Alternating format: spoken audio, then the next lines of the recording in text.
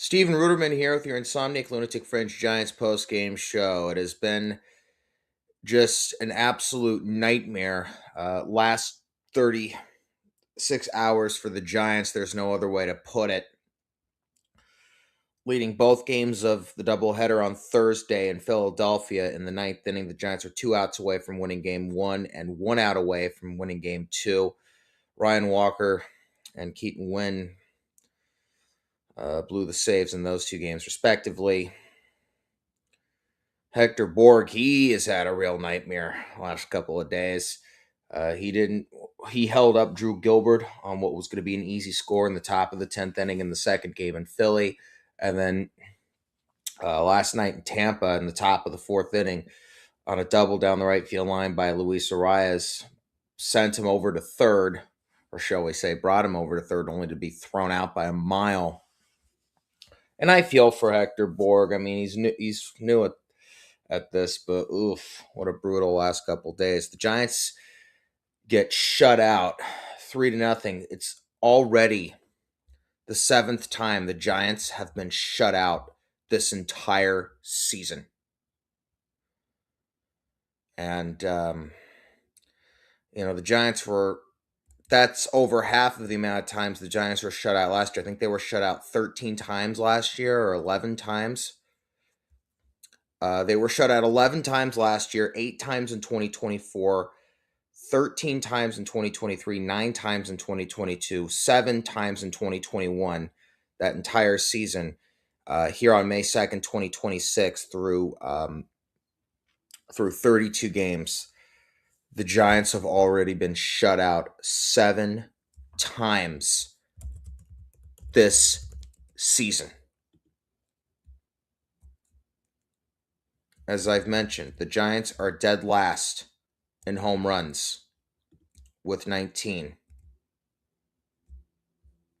Did I read that correct? 19? Oh, dear God, yeah. And that's what happens when you try to hit home runs as a non-home run hitting team.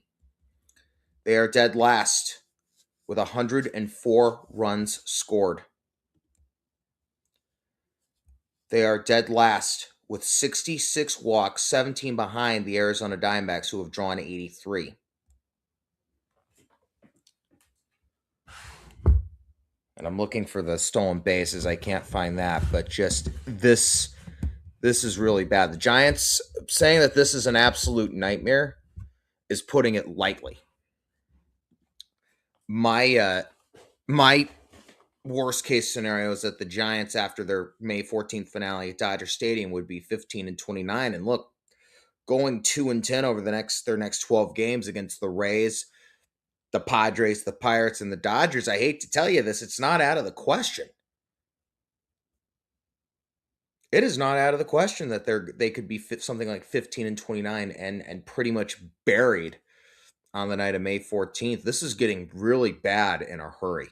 Susan Slusser said prior to the game last night that the 3-game series in Philadelphia was the worst, that she had never seen a team play as bad in 3 games as the Giants played in their 3-game series in Philadelphia. And, Susan Slusser has been around a long time. That's really telling you something.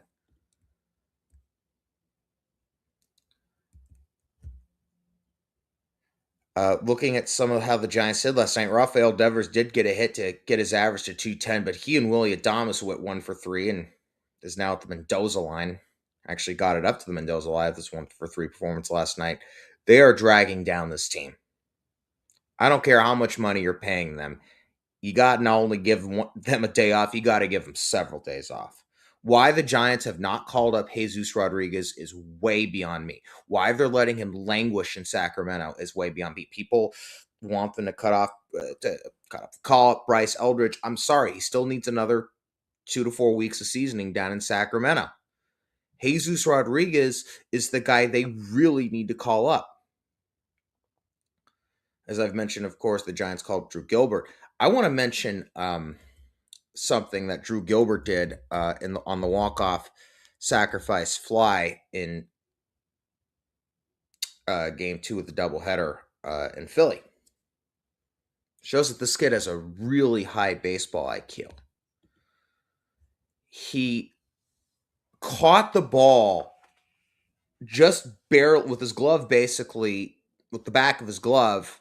And I'm using my right hand because Drew Gilbert, of course, is a left-hander.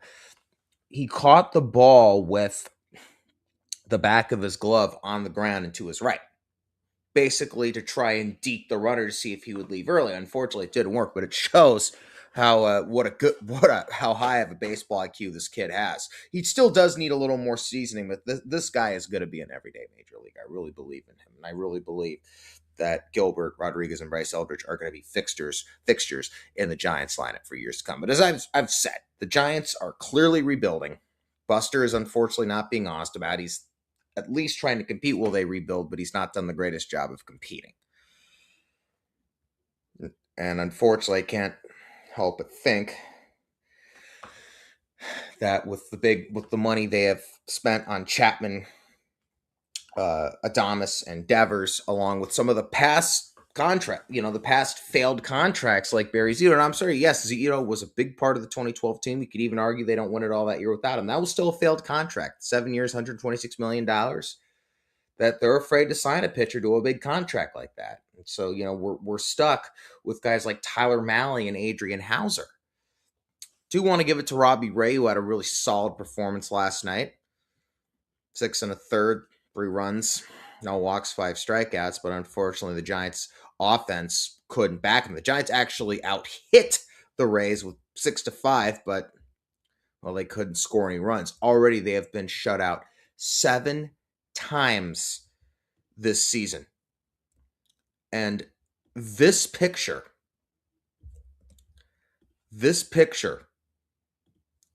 says it all. As you can see here, it is Willy Adames with his head in his arms.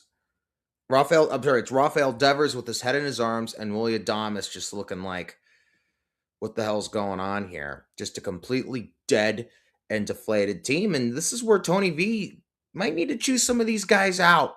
Light a fire. Kyle Foster is here and says the Giants are a bad team. It certainly seems like it, doesn't it, Kyle? As I said, this is a situation where if it's not fixed soon, this season could easily get out of hand. And I mean, this team could finish last. This team could lose 95 games and finish last, even behind the Rockies. They're at least looking like if things don't turn, if at the very least, if things don't turn around fast, it's going to be a very close race between the Giants and Rockies for last place in the National League West. I would like to say that this is a low point for the Giants, but with the schedule they have over these next 2 weeks, Rays, Padres, Pirates, and Dodgers, I just can't help but think it's going to get worse. Kyle says, I didn't see the game today, but that may be a good thing. I didn't either. I slept through it. I woke up in the 9th inning when they lost. For whatever reason, I was just really tired yesterday. Might be for the best that I missed it, too. Just a lethargic, weak, dead, pathetic, and embarrassing performance at the Trop last night. I know Vinny Shestoni can wear us out by calling them embarrassing every time they lose, but that was embarrassing. So the Giants fall back to their season high, or shall we say season low, 6 games under 500 at 13-19. You know what sucks, Kyle? They were 6 games under 500 after the loss in Cincinnati on April 15th.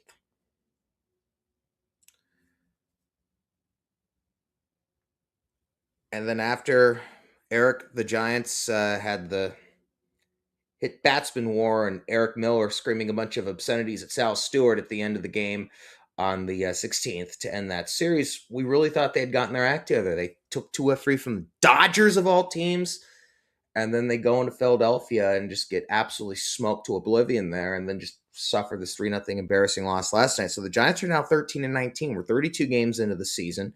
We're approaching the quarter mark in the season. The only good thing I can say is that after May 14th, I don't know, because the A's are playing decently. The Diamondbacks are off to a solid start. It's like we're going to have to look forward to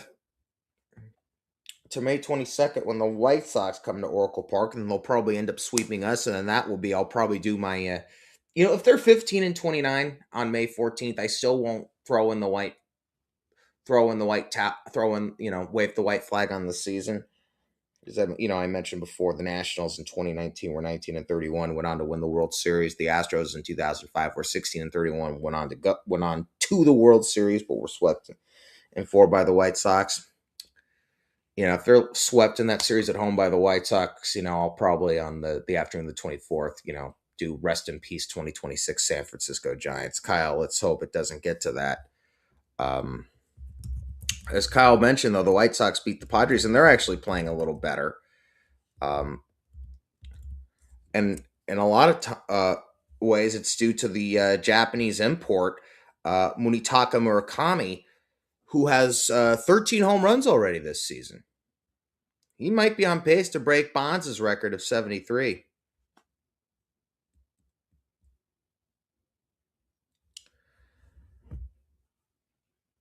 But the Giants have got to get their act together, and they've got to get it together fast. And this is not, and I hate Brian Murphy going on and blaming Tony Vitello. Oh, you're showing an inexperienced manager. Look, Tony Vitello has made some pretty bad moves in Philly. Going with Ryan Walker in the ninth inning, and I get it, Walker had, a much better week after his blown save in DC back on the 18th. But you can't keep running Ryan Walker out there and Keaton Winn. I mean, he's not the worst pitcher, but he's not a closer. As I mentioned, of course, Randy Rodriguez is out for the, is out because of Tommy John surgery. Jose Budo looks like he's out for the year. Just give Eric Miller a shot at the closer's role. Guy's a fiery guy. The guy kind of has a closer's personality. And as good as Randy Rodriguez is, I really think he's more of an eighth inning guy.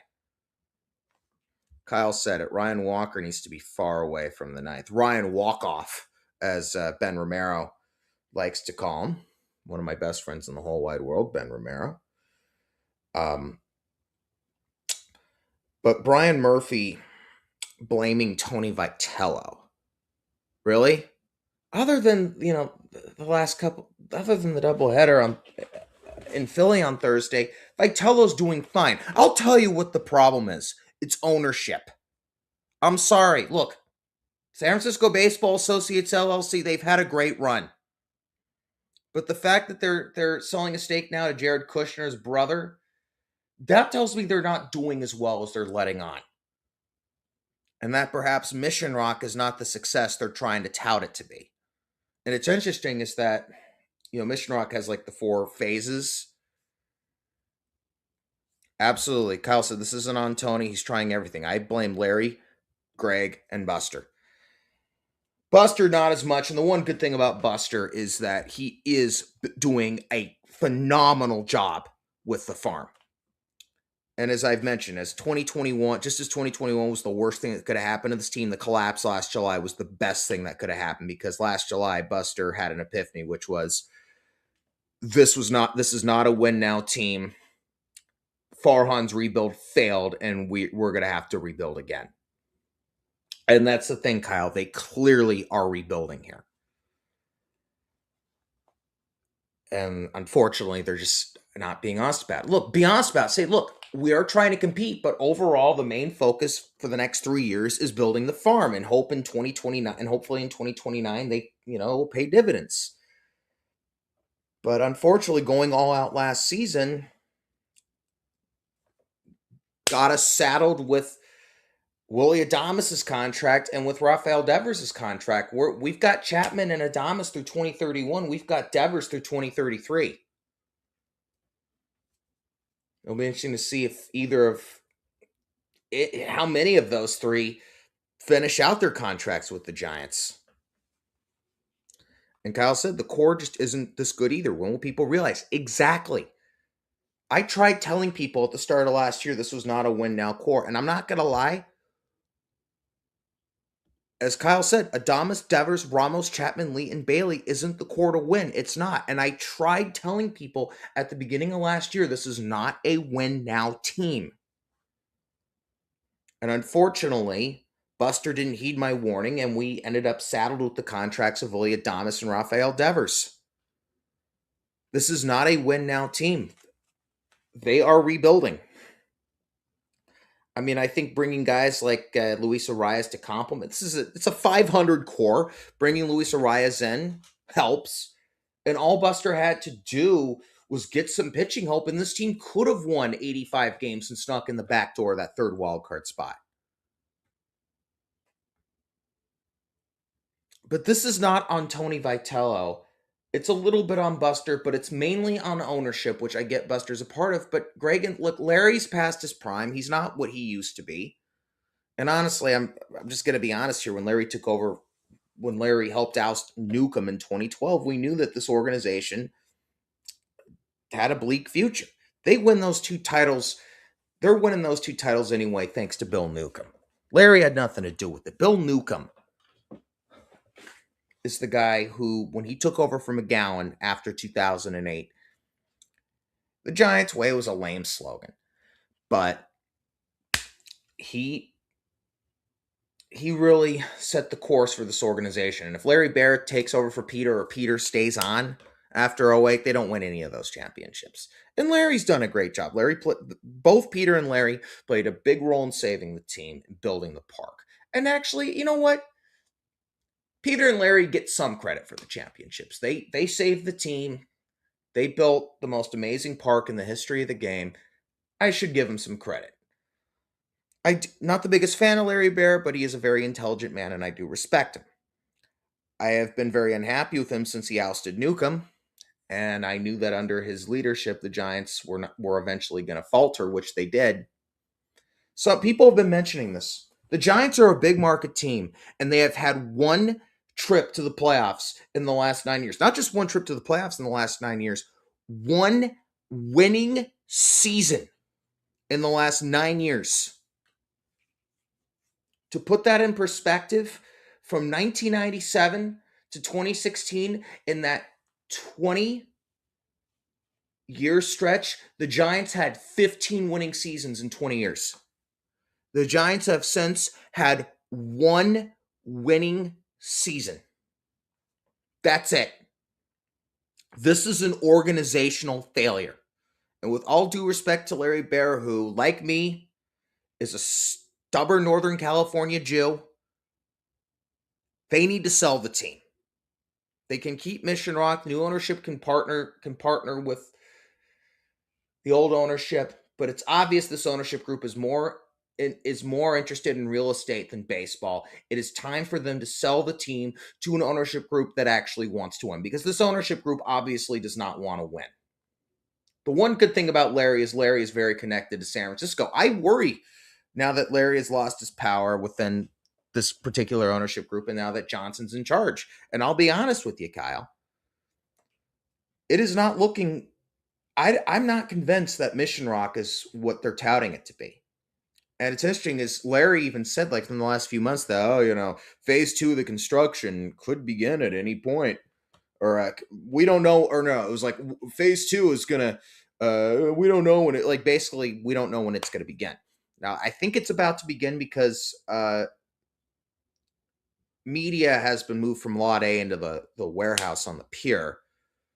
Though I haven't seen any closures in Lot A. That'll be interesting to see. But as of right now, we haven't heard anything on when phase 2 is going to start. And that's not a good sign. And I could see it where if Mission Rock flops, attendance doesn't improve, and San Francisco continues to suffer under the bullshit narrative that it's this crime-ridden hellhole, I could honestly see in 10 to 15 years, this ownership group, especially with Larry getting up in age and Greg Johnson running the team, looking to build a new ballpark like, Santa Clara, San Jose, somewhere down in Silicon Valley. I could see that happening. And that's the kind of thing where if that happened, I'd be done with this team. If they were to abandon the greatest ballpark ever, I'd be done with them. Because I want an ownership group that is going to commit to this team being in San Francisco forever and turning Oracle Park into the next Fenway Park, into the next Wrigley Field. Kyle said it. How can anyone afford apartments across the cove? It's got to be losing money. It's got to be losing money. This organization is another wreck right now. This is all an organizational failure from Mission Rock to the team on the field right now. What sucks about this too is the Giants were able to draw 2.9 million fans last year, and if it wasn't for the collapse last year, would have probably hit the 3 million mark for the first time since 2018. And they're on an even higher pace this year. If the Giants could get their act together, there's a good chance they will draw 3 million this year. But it's just not looking good. And as long as this ownership group is still in charge, I just don't see things getting better. I'm sorry, they need to sell the team. New ownership can give Larry some sort of ceremonial role, but they need to sell the team. Plain and simple as that. This current ownership is failing us. And if they're left in charge, there's not going to be any real hope for the future. This is a big market team.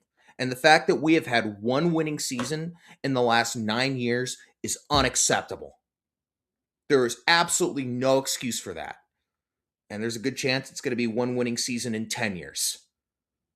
They are just running this once proud franchise into the ground. You know, I want to know, Kyle, when do you think we hear our first sell the team chant at Oracle Park?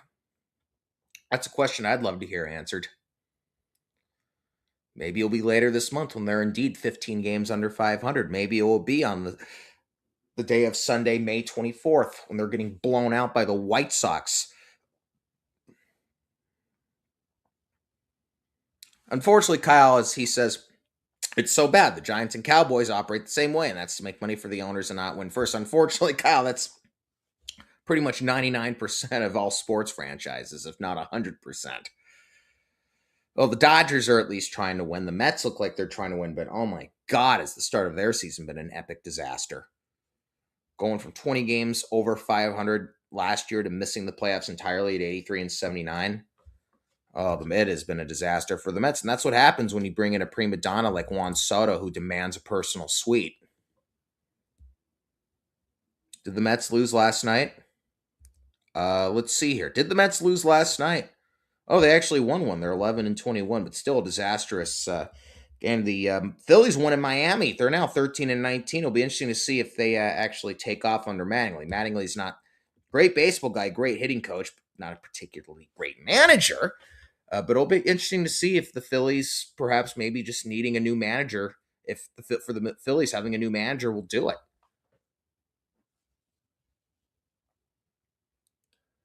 So the Giants are going to be right back at it today, unfortunately. Okay, we kid Bob, and I feel bad for Bob, but that was a very interesting soundbite, and it is a soundbite, especially right now, that that's definitely going to be a go-to. And actually, that came after a loss against the Rays last year. It was August 15th at Oracle Park when they lost to the Rays that he did we're going to have to be at it again tomorrow, unfortunately. So, or shall we say actually today, 3:10 first pitch. Hey, Landon Roop has been off to a great start. 5-1 with a 2.55 ERA. He's going to be up against the young right-hander for Tampa. Or actually, not so young right-hander. He's 31 years old, but haven't heard much about him. Griffin Jax, Jax is how you spell his last name. That's a good baseball name.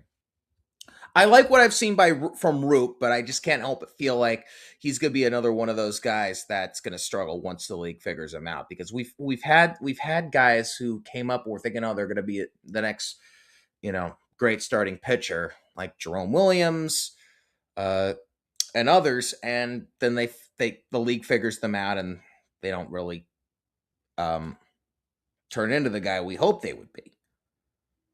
And we'll see guys like that shut down big offenses. You know who got a real raw deal? Ryan Sadowski. According to Kyle Jax as an opener. Well, that makes sense. All right. It's going to be a miracle if they can go 6-6 in their next 12 games, Kyle. At this point, 5 and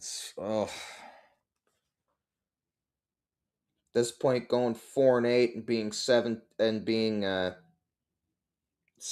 and 27 might be a best case scenario. Oh, if you think the last 2 days have been ugly, this is about to get a whole lot more ugly. And this picture right here of Adamas and Devers at the end of the game last night, that tells you everything. All right. I'd like to thank my boss, Lee Leonard, because this is a production of Sports Radio Service. The thoughts and language on the show do not reflect those of Sports Radio Service, Lee Leonard, or their sponsors. For Kyle Foster of Napa Sports News, subscriptions are available on napasportsnews.com. I'm Stephen Ruderman. Hope you enjoyed my ramblings and musings tonight. Just an ugly, ugly 2 days. 3-0 the final. Take care, folks. I'll talk to you soon.